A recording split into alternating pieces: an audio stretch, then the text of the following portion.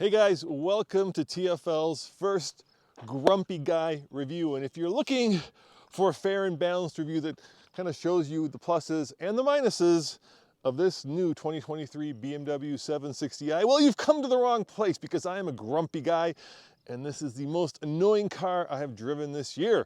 So let's start with the most annoying feature, which are the automatic doors. Now, most cars in the past, you would just reach the handle and open it. Now you can do that here, but you feel like you're fighting the electric car mechanism, and that's exactly what you're doing. So that is not how you open this car. You could do this, you could push this, and then it opens, sort of, kind of, and if you move aside, it opens sort of, kind of more. Come on, open up all the way.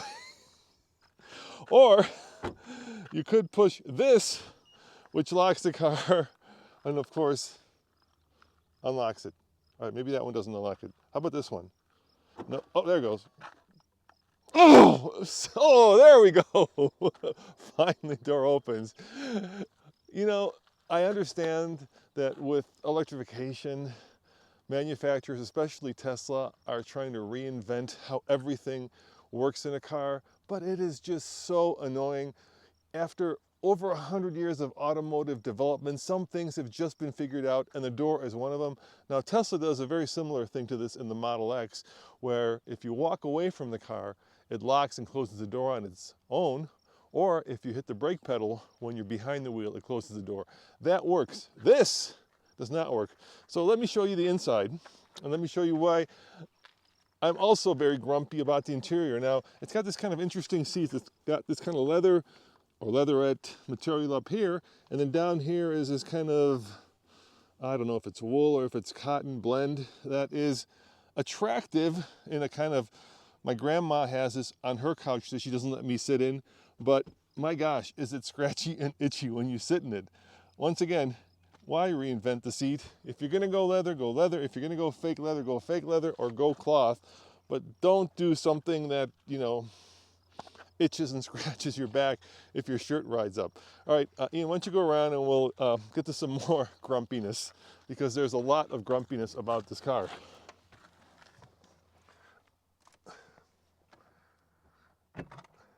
Oh, there you go, Ian. Nope, didn't open. Now you gotta push it. Yep. Come on in. Come on in, have a seat. Don't close the door yet. Now, you can close it the traditional way, which is, you know, electric, but you're fighting it. Or you could hit this button right there, and that is if you can see it and it's not washed out. So let's talk about the design aesthetic in this car. I would call it modern grandma. It's full of this seat thing. Why is this like something out of, you know, a Czech crystal factory? And I actually don't think it's even crystal. I think it's plastic. Same thing over here. Why do we want kind of crystal infotainment controls? Same thing with this guy. It just doesn't work for me. I'm not sure if that makes life any better. Same thing with the gear selector switch. Same thing with the on and off button. It's all just a mishmash of different design types, and none of it is really great. Now, the other thing that, of course, Tesla has done is they've reinvented the way that, like, the air conditioner works. Come on, start up, start. There it goes. And BMW has kind of taken that to the extreme. You've got these little slits right here that blow air, sort of, kind of. And the way the Tesla does it is, in the screen, you can kind of control which way the air blows. Does it blow on your face? Does it blow on your chest? Does it blow more on your stomach? Well, here we have these funky controls that I suppose do the same thing. So left, right, up, and down. But I got to tell you, it took me like 10 minutes to figure out exactly what these funky things were. And then you've got 0 to 1. So I think 0 is off and 1 is one is, there he goes, 1 is on. Can you go in the middle? Oh yeah, you can kind of, well, maybe you can kind of go in the middle. You see what I'm saying? A little plastic handle that would have gone up and down, left and right, or a little round button that would have controlled the air. So much easier than all of this. And the other thing I really hate about this car is all these haptic touch materials. I remember when Honda first got away from the volume knob and they did a slider. Well, here you don't have a slider. Here you have a push, but the problem is when you push it, you push this entire piece of plastic. So yeah, it does work, but it's nowhere near intuitive. And shouldn't this be the volume? Now, of course, you can control the volume from this piece of crystal down here. But the first thing that happened when I tried to do it was I kind of just went like that. And what that does is it turns it on and off.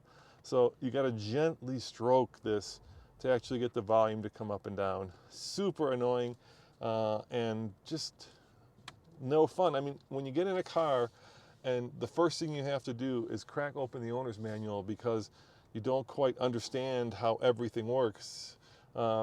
It's not better, guys. It just isn't. It's worse. Let me show you another one. So over here we have a sunshade. Now you'd think that the way the sunshade would work is you would push this back. Somehow that manages to turn on the interior lights, I think because I hit that. But that does not open up anything. So maybe this. So we're opening up. There we go. Now the shade is going back and forth, but it is not opening. Yeah, don't understand that. Maybe it's opening for the back. And once again, I turned on the lights by accident because I accidentally stroked that. Just more and more things that make me very grumpy.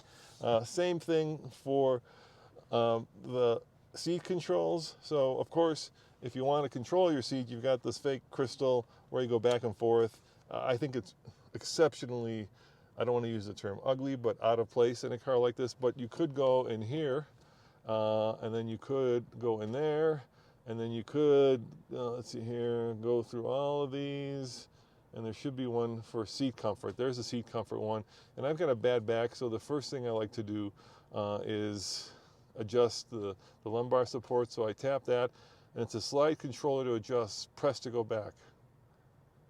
Well, that doesn't work. That doesn't work.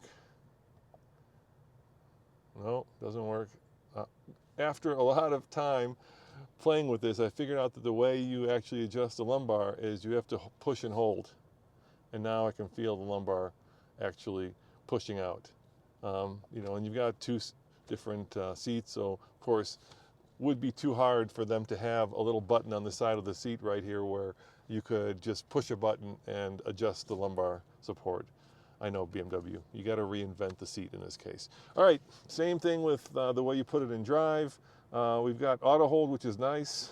So basically that means you don't have to put your foot on the brake. This is kind of a platform that you can get in either all electric, or in this case, it's got the 4.4 liter V8 twin turbo that puts out over 500 horsepower. So this is the gas version of this 7 Series. But to start it, you push here, and then to put it in gear, put your foot on the brake, push back. I think to stop it, you put it in park first, but I'm not sure about that, and then you push the start engine button. But I'm guessing at that. Maybe you can just start it that way, undo that, put that in drive, and then if you want to just stop the engine, turn it off. I'm completely guessing because, once again, it's a little baffling. So let's talk about the most annoying thing ever in this car, and that is the car's ability to yell at you when you exceed the speed limit. Let me show you. I'm on a dirt road here, but the second I get into this neighborhood, it will start dinging at me because I have exceeded the speed limit. Because let's face it, everybody exceeds the speed limit, even if just temporarily.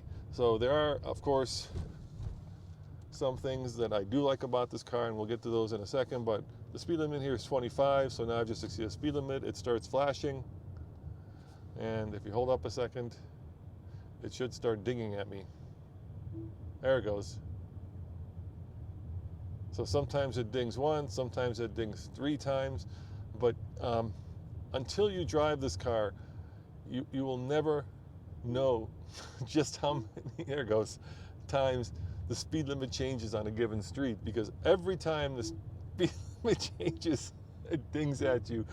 Now, of course, I'm not sure who buys these vehicles, because I'm sure BMW knows the demographic much more than I do, but I'm guessing at a base price of $115,000, it ain't 15-year-olds or 20-year-olds or 30-year-olds. It's probably like 60 and 70-year-olds. And I would suggest that the dinging is the wrong way. It should be when you're going under the speed limit to remind you to speed up, as opposed to when you're going over the speed limit to remind you to slow down. Now that would be a very welcome addition to this BMW. So the way you turn that off, let me show you, is you go back in here. Hold on, my seat is now making a lot of noise, and I think that's because I've got my heated or cooled seat on, so let me turn that off. So, oh no, that's over here. There we go. Once again, look at all that. How, I mean, that's like something I would think you would need to fly the shuttle to the moon, as opposed to operating the HVAC in an automobile. So let me go back here. Let me go back to this menu. Hopefully there's nobody behind me. Let me show you how you turn off the annoying beeping, if I can find it again. Oh God. See, I can't find it already. Is it system settings? No, that's not it. So this is what I spent my time doing the last 2 days while I've been driving this car, is trying to figure out how you get through all this stuff. Home. Okay, well, we're just gonna have a beep because I can't even find the right sub-menu where the driver's assistance features live. Or maybe it's in here. Is it one of these widgets? No, you can add widgets. Hold on, personal assistant. Maybe it's there. Nope, not there. Not there. Not there. I don't need a personal assistant. Overview. So yeah, extremely frustrating. Way too much going on here. Way too many options. I mean, the point of technology is to make your life, I would think, and my life better and easier, as opposed to confounding and confusing, which is what happens when you get into a situation when you have technological overload. Now, I know a lot of you will be like, well, Roman, you just need to open the owner's manual, crack it open, and learn about the car. And guys, no, I don't.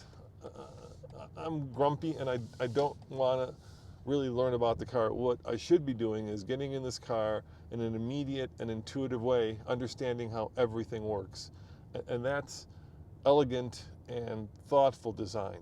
Anybody can design a car with tons of options and tons of materials. I'm looking at 3 different materials, tons of dings, and make it seem expensive and opulent. To me, that's not thoughtful engineering or clever design. That's just throwing the kitchen sink at it and calling it expensive.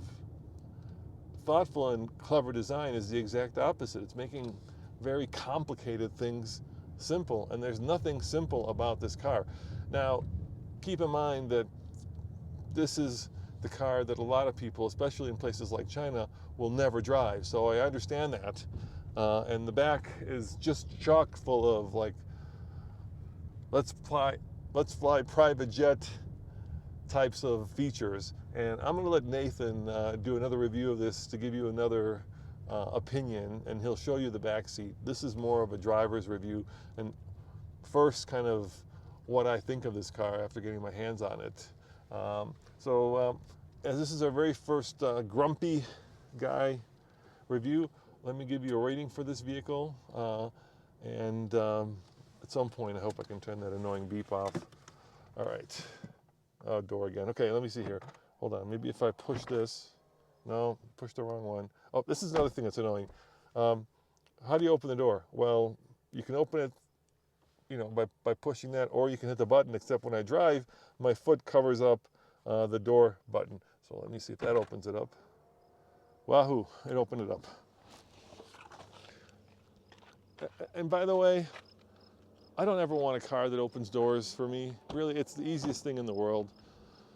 Soft closed doors are one thing, but I don't need a car to open the door for me. And I haven't even talked about design yet. One of the biggest issues with this car is that you sit, like the Camaro, way down inside of it, and you've got this long hood that you can't see over. In our classic car collection, we have a BMW first generation M6, and you sit behind the wheel of that thing, and the cowl is low and the windows are high, and you've got this incredible panoramic view of the world as it passes by. Here, you can't see over the hood, and you can barely see through the windshield because you've got a heads-up display that, luckily, with polarized glasses, is invisible. All right, so on the grumpy guy scale of 1 thumb up, 2 thumbs up, 1 thumb sideways, 2 thumbs sideways, 1 thumb down, or 2 thumbs down, I'm going to give this car a 2 sideways thumb review. And that's because the ride is incredible and the engine is very powerful and just incredibly responsive. But as a piece of technology, yeah, definitely 2 sideways thumbs. Let me know, guys, in the comments below what you think of this new grumpy guy style review. It's my first one, so we're just exactly figuring it out, but I'd love to get your comments. And as always, this is Roman saying, check out alltfl.com for more news, views, and grumpy guy reviews. See you guys next time. Ciao.